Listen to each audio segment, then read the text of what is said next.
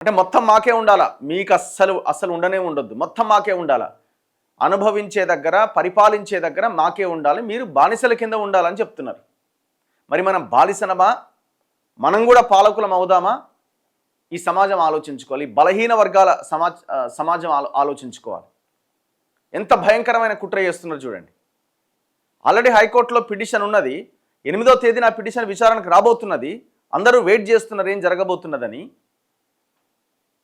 ఆడ పిటిషన్ పెండింగ్లో ఉండగానే సుప్రీంకోర్టులో నిన్న ఒక పిటిషన్, ఇది జీవన్ కొట్టేయండి అని. ఆగొచ్చు కదా ఈడ.